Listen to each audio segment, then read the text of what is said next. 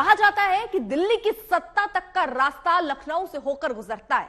जिसने उत्तर प्रदेश में अच्छा प्रदर्शन किया उसके दिल्ली पहुंचने के रास्ते आसान हो जाते हैं। इसलिए बीजेपी ने उत्तर प्रदेश में अपनी रणनीति पर काम करना शुरू कर दिया।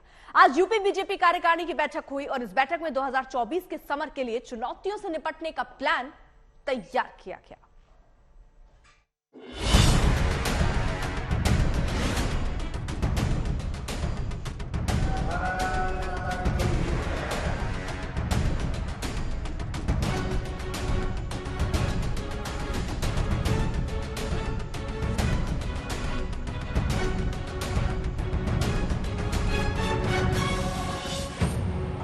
इन तस्वीरों में 2024 के समर की प्रस्तावना लिखी है। सियासत की सर्वविदित कहावत है कि दिल्ली के सिंहासन का रास्ता लखनऊ होकर जाता है और ये कहावत यूं ही नहीं कही जाती है। उत्तर प्रदेश में लोकसभा की सबसे ज्यादा 80 सीटें हैं। इन पर विजय पाने का अर्थ दिल्ली पर विजय पाने का पहला चैप्टर हो जाता है। इसीलिए यूपी बीजेपी प्रदेश कार्य समिति की बैठक रखी गई है। इस बैठक का मजमून यही है कि लोकसभा चुनाव में बीजेपी की यूपी में रणनीति क्या होगी।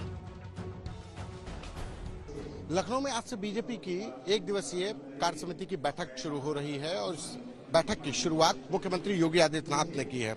मुख्यमंत्री योगी आदित्यनाथ के साथ डिप्टी सीएम केशव प्रसाद मौर्य, ब्रजेश पाठक के साथ प्रदेश अध्यक्ष भूपेंद्र चौधरी और बीजेपी के तमाम संगठनों के प्रभारी जिलाध्यक्ष इसमें शामिल किए गए हैं। करीब 700 प्रतिनिधि इस प्रदेश कार्य समिति की बैठक में शामिल करने के लिए लाए गए हैं।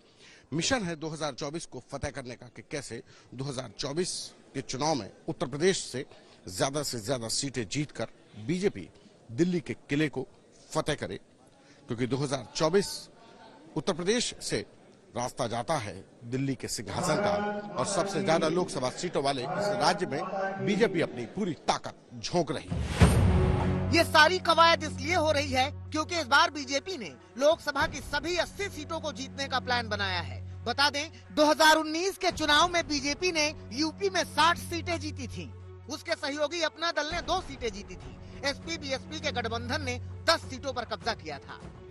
2019 में बीजेपी ने कांग्रेस के सबसे मजबूत गढ़ अमेठी को तो जीत लिया था, लेकिन रायबरेली से सोनिया गांधी को हरा नहीं पाई थी। समाजवादी पार्टी भी 2019 में मैनपुरी, आजमगढ़ और रामपुर जैसे अपने गढ़ को बचाने में कामयाब हो गई थी। हालांकि हाल ही में हुए उपचुनाव में बीजेपी ने आजमगढ़ और रामपुर दोनों को जीत लिया है, लेकिन अभी भी बीजेपी का लक्ष्य सभी 80 सीटें हैं। इन्हें जीतने के लिए योगी आदित्यनाथ गुजरात मॉडल का जिक्र करते हैं और कहते हैं कि मोदी है तो मुमकिन है का नारा वैश्विक नारा हो गया है। हम सबके सामने देश के प्रमुख राज्य गुजरात में भारतीय जनता पार्टी की ऐतिहासिक विजय,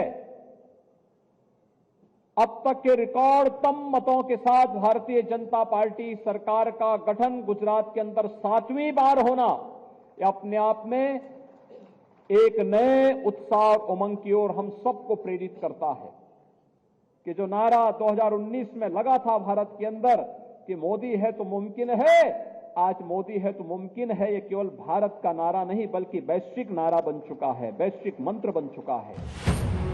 बीजेपी अपने तय एजेंडे से अलग नहीं चल रही है। इस बार के चुनाव में भी हिंदुत्व का कार्ड जमकर चलेगा, इसके संकेत मिल गए हैं। योगी आदित्यनाथ अपनी परंपराओं का जिक्र करते हैं। अयोध्या, काशी और प्रयागराज में कुंभ की बातें बताते हैं। दुनिया की सबसे उर्वरा भूमि हमारे पास, अनेक उपलब्धियां हैं, देश की आत्मा है, देश का हृदय स्थल है। भगवान राम ने यही जन्म लिया, भगवान कृष्ण ने यही जन्म लिया, बाबा विश्वनाथ का धाम इसी प्रदेश में, पूरा वैदिक ज्ञान को लिपिबद्ध करने की भूमि नैमिषारण्य उत्तर प्रदेश में, मां गंगा, यमुना और मां सरस्वती का संगम, कुंभ की पवित्र पावन भूमि प्रयागराज उत्तर प्रदेश में। मुख्यमंत्री योगी आदित्यनाथ ने आजमगढ़ और रामपुर लोकसभा उपचुनाव जीतने के बाद दावा किया था कि साल 2024 में उत्तर प्रदेश की 80 में 80 लोकसभा सीटें जीतेंगे।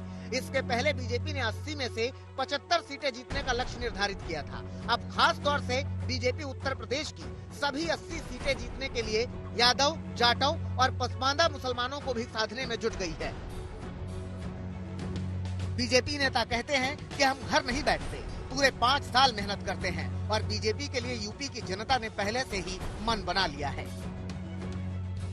देखिए, हम लोग तो कभी बैठते ही नहीं है घर पे। पार्टी का अभियान, पार्टी की तैयारी लगातार 5 साल चलती रहती है।